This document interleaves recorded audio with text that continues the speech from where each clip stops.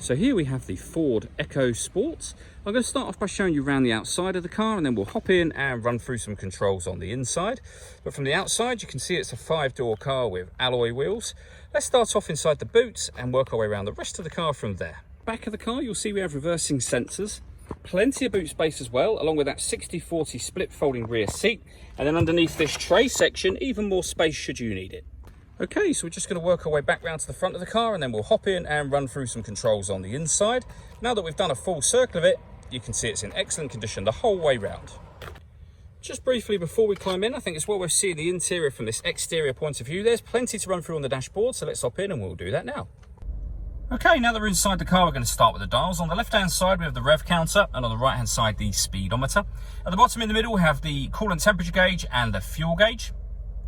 You can also see below that what gear this car is currently in, as it's an automatic. We're in P for park at the moment.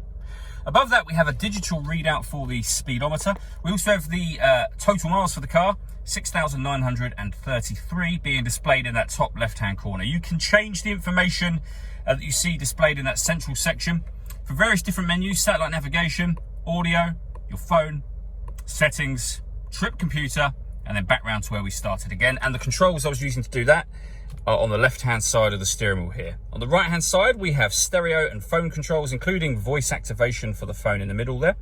You can't use any of the phone controls until such time as you paired your phone up, which is done over on the central touchscreen, just here. Vehicle on your device and select it once it is found. Just follow the instructions on screen after that. It's very easy to do. Now, this car's got satellite navigation. There's a video that shows how this works that you can find on our website and also on our YouTube channel as well. And then in terms of music, we have AM, FM and DAB radio. You can stream your music wirelessly via Bluetooth audio, and we've got USB inputs as well, 2 of those. So if you plug devices into them, they'll appear up here as extra options for you. Working our way down, we have the main volume for the stereo. We then, if I move the gear lever out the way, we have the air conditioning for the car. So you can determine the fan speed, the temperature, where you'd like the air to be redistributed once it enters the vehicle. This button turns the air conditioning off, or back on in this case. You can recirculate the air that's in the car, or not, as the case may be. Recirculating it is a great way of heating it up or cooling it down quickly, depending on the temperature you set here. Below that, we have the 2 USB inputs I mentioned a moment ago. We can turn off the traction control. This button turns off the stop and start. This car is designed to cut out when it's stationary in traffic to save you fuel. I've just turned that system off. We then have a 12-volt charging socket, the gear lever for the fully automatic gearbox as well.